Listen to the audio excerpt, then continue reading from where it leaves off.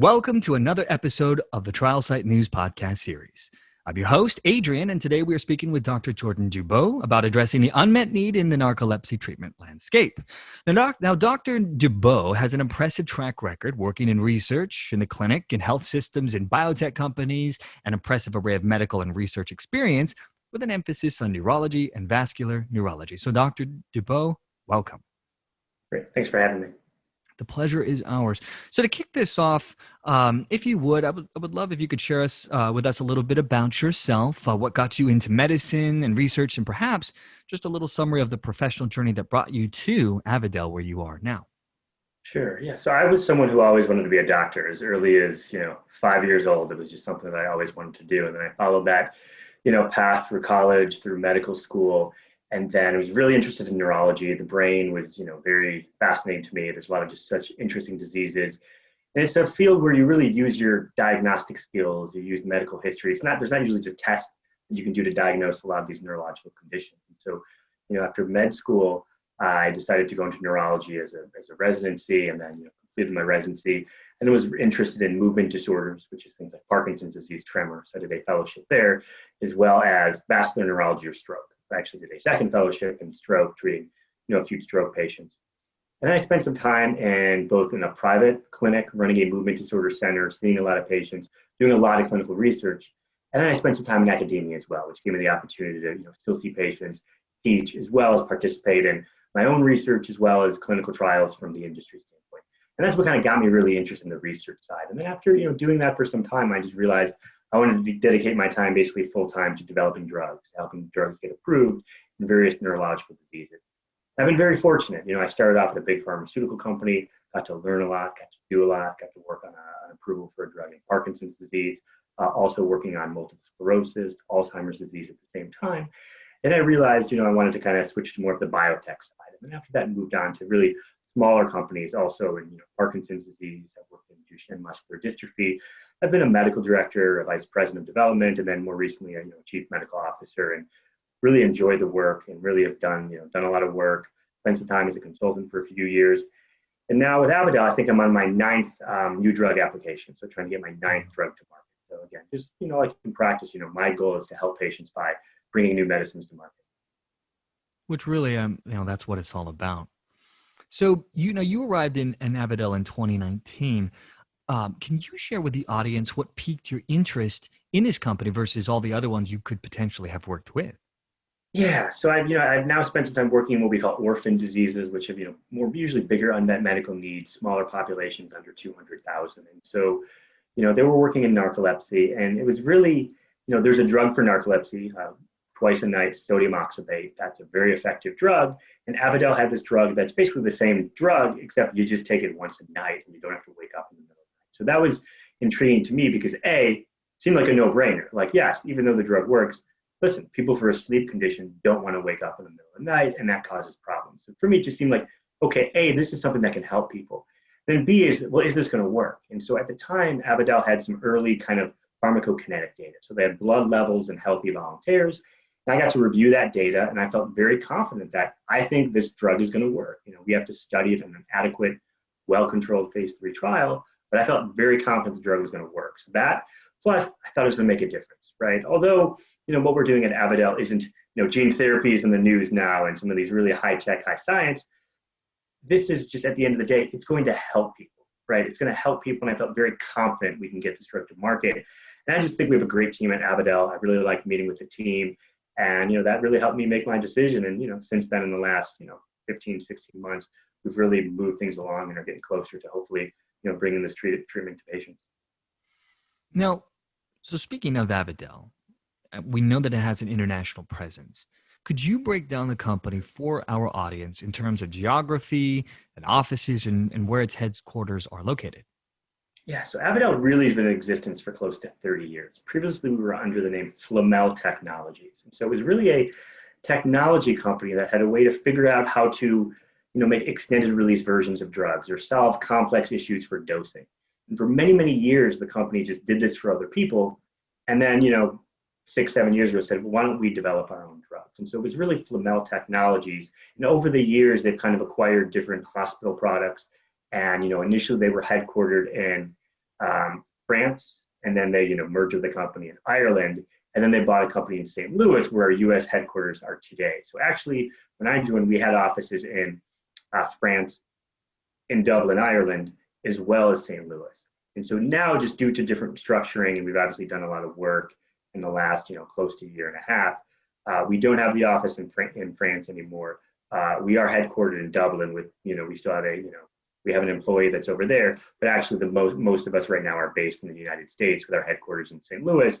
Myself, I'm located in the Chicago area. I have some team members here, and we have, team members throughout. We have some in Florida, some in Texas, some on the East Coast. So in this world today, even pre-COVID, we were, fairly virtual. But main people are in St. Louis, but we're really spread out through all, with our headquarters still being in Dublin. Which I'm sure it was very helpful already having that network in place. Yeah. So, and it's great. So we have to, there's certain meetings that we conduct, in our headquarters in Dublin, other meetings that we conduct here. But, we have a really good team regardless of location. And I think that was our number one priority, is just having the best team and building out the best team regardless of location. So switching gears a little bit here, we did a review of your clinical trial points to the closest investigational product to commercialization, which is sodium oxybate micropump for narcolepsy. Could you share with us more about the disease, the state of the treatments, and how this product may make a difference? Sure. So narcolepsy, as I mentioned, is considered an orphan condition. So it occurs in under 200,000 people. And it's, not necessarily the most known condition. So it's characterized by excessive daytime sleepiness. So everyone with the condition meets certain criteria for, they're just really tired. I mean, I know a lot of times we're tired, whether it be kids, family, job, but as part of the illness, patients with this disease have excessive daytime sleepiness, tired all the time, really have trouble functioning because of that sleepiness. Additionally, other symptoms include things like cataplexy. So about 75% of people are what we call NT1, or narcolepsy type 1. They have something called cataplexy. And that's really where it's almost where the sleepiness or your dream sleep during the night creeps into your wakefulness day. For instance, these episodes are brought on by things like laughter, startle, where all of a sudden someone could be talking, be startled, and then basically it's almost like they fall asleep, could fall to the floor for a minute, wake up and be clearly fine. So about 75% of these people have cataplexy episodes as well. And they also get other symptoms, such as very fragmented sleep, where you like your sleep to be very consolidated, consistent, and there's different stages of sleep. And patients with narcolepsy shuffle through kind of from deep sleep to light sleep, from sleep to wake. And because of that, they're obviously very tired during the day.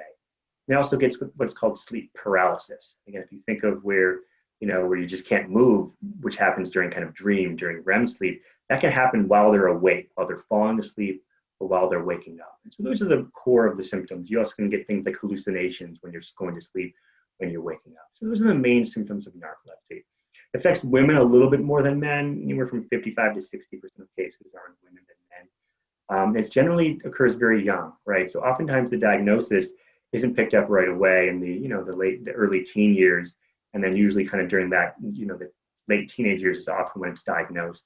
But a lot of patients with narcolepsy, get first diagnosed in their 20s or their 30s. And so again, it's a very tough condition to live with. The sleepiness, as well as these cataplexy episodes, can be very disruptive. And today we have treatments for narcolepsy. So the good news is, over the years, they have developed treatment.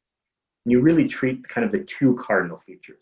One of them being that sleepiness, the excessive sleepiness, and the other one being these cataplexy episodes. And so the sleepiness is really treated by wake-promoting agents. So these are things like the amphetamine type of medicines, stimulant type medicines that, people like Adderall, amphetamine, things like modafinil, armodafinil, medications that have been around for a while. They're really used during the day, almost as like, you think of caffeine, right, to give you that boost. That's what these drugs do. They give you that boost to help you stay awake. And there's some newer medications as well that were recently approved. A drug called, solriamfetol or Sunosi, and pitolisant or Wakix, that really just target that sleepiness component. And then on the other side, we also have these cataplexy episodes. And those are really treated really off-label with things like depressant drugs. So the antidepressants, things like Prozac, Paxil, Effexor, those types of medications we've learned over the years could help decrease these cataplexy episodes. Now, they've never been approved by the FDA, but they're used for that. And then that comes to sodium oxybate, right? So sodium oxybate is the only drug in the United States that actually has been approved for both the daytime sleepiness as well as the cataplexy episodes. And this is the drug that we have a formulation of. It's been approved since 2002 for the sleepiness, in 2005 for cataplexy. And it's a liquid that you have to mix with water and you have to drink it. The limitation is you have to take it at bedtime, and then you have to take it 2.5 to 4 hours later, setting an alarm in the middle of the night to wake up. It's a highly effective drug, but obviously this dosing regimen comes with certain limitations from a safety standpoint, a quality of life standpoint. And that's where our drug FD218 comes in that we're developing. We're developing a formulation of sodium oxybate that you just have to take when you go to bed, and it allows you to sleep hopefully for the 8 hours. You don't have to get up in the middle of the night to take that second dose. So how big is the market for narcolepsy products of this class? Yeah, so there's about, as I said, about 200,000 patients with narcolepsy, give or take. And the vast majority of people really need medicine. So it's not necessarily, certain conditions you can be very mild and not need medicine. But if you really have narcolepsy, you have excessive daytime sleepiness. The amount of cataplexy could range, not everyone has this severe of cataplexy, but the daytime sleepiness is very severe. So most anyone can, benefit from treatment. And the vast majority of people get treated with these older medicines, the stimulants, the weight promoting agents, things like modafinil, armodafinil, and some of these antidepressants for cataplexy. And right now, about 15,000 people, give or take, roughly estimated, are treated with the twice nightly sodium oxybate product that's currently on the market today. Now, we saw that you sold your sterile injectable drug portfolio for $42 million. Is that part of your core strategy to let go of some assets and focus? Yeah, so that's a great question. And so even when I came, we had those hospital products. And really, those were things that Avidel has kind of acquired over the years. And from a standpoint, they really were used for revenue-generating products to help fund the R&D for FD218. And so, we just made the decision, future of the company is in neurology, orphan diseases, FD218, and treating it. So yeah, so that was really the main reason is we were using it to help build our program and help bring FD218 to the market. So we think this somewhat simplifies our story where we can just focus on the development of FD218. So that's where our future was not going to be in these sterile hospital products. Hopefully it's in being in sleep, being in neurology, being in orphan diseases. And so yes, that's what we really want to focus on. Number one focus being getting FD218 to patients as quickly as we can. Right. Now, anything else that's looking promising for the company? Yeah, so what we've talked about before is obviously sodium oxybate is a molecule that can work for other conditions, and we know it's being studied in other conditions. So again, our primary focus today is narcolepsy, execution, getting that to market, but there are other conditions that we believe FD218 would work in. We're looking into it. We're determining kind of a path forward for those indications. Obviously, focus right now is just we want to get this new drug application filed with the FDA so we can bring this drug to market. Outside of that, again, we're looking, down the road if we end up, launching this drug ourselves, we would obviously be interested in building the company and looking at, other indications, other technologies. And we also are, as I said, given our history has been in this technology, we believe we have the right people where we can, use our technologies that we have on other drugs. The only thing is, historically, Avidel's been doing a lot of things. We really want to be laser focused on FD218 and getting it to market, while we're also thinking about, expansion outside the United States, expansion to other indications, as well as potentially other drugs down the road. Right. So speaking of, the stock price has fluctuated from $2.10 to $13.49 over the past year, with a current price of right around $7.87 last time we checked. We certainly hope it goes back up for the company. Do you have any comments on trying to do science in a small, publicly held biotech company? Yeah, I mean, obviously, we know there's been a lot of interest. When we read out our data, obviously, I think the stock price reflected that. Our focus still is bringing this drug to patients, and so that's still the number one focus. Obviously, we are a publicly traded company, and I spend a lot of time, talking to our investors and drumming interest in our stock and explaining the story, telling the story, answering a lot of questions. But regardless of being a public or private company, our mission is still the same. Me, my team, the focus is still the same. We need to continue to execute every day. Obviously for our investors, yes, we and our shareholders, we want to bring this drug to market and, first and foremost to benefit patients, but obviously, yes, our investors will benefit from that as well. But my team day to day, we're grinding on getting this application in, getting this drug approved so we can, help our patients. Certainly excited to see where that goes. Now, Dr. Dubow, for those in university considering science, research, or medicine, any words of wisdom for those in college? Would you suggest they follow in your footsteps?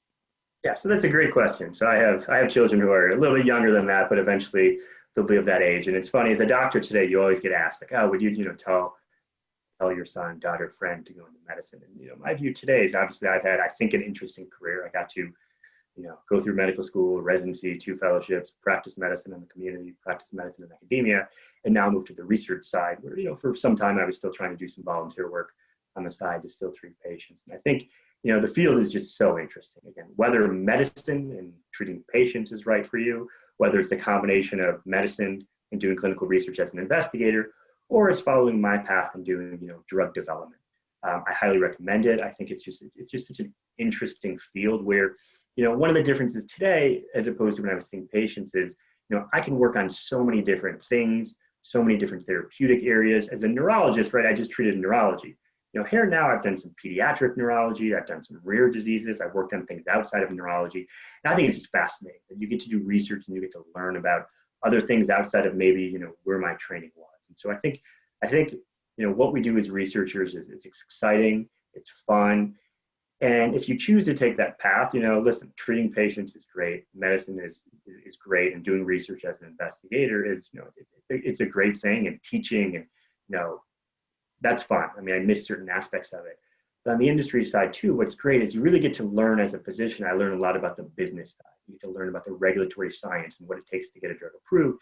And it's just, there's never a dull moment. I mean, while you're executing, you're still always learning. So yeah, I mean, I strongly would recommend going into research, joining the industry. There's just so many different opportunities. There's so many different aspects of medicine, of science, of business that you can learn and use that it's just a ton of fun every day. Well, it would seem to me from on the outside, what a fascinating place to be where you're on the cutting edge of, new medicine, new treatments. And as I said, I've been fortunate where I've worked on, many drugs that now have been approved. And although it's different from, hands-on seeing a patient, giving them medicine, when you do see that a drug that you've worked on and you've worked countless hours on actually makes it to market, and maybe it's now helping thousands or hundreds of thousands of patients, it's very fulfilling. And it's just different. Like obviously, treating patients is such a noble profession, and I think most of us are, as drug developers now, as physicians, we still believe we're doing this to help patients, and that's why we went into it in the first place. Yeah, well, we appreciate everything that you guys do. Well, Dr. Dubow, it's been a pleasure and an honor. We know you're busy, but I really appreciate you taking the time to come speak with us today. Great. Thank you so much for the opportunity. The pleasure is ours.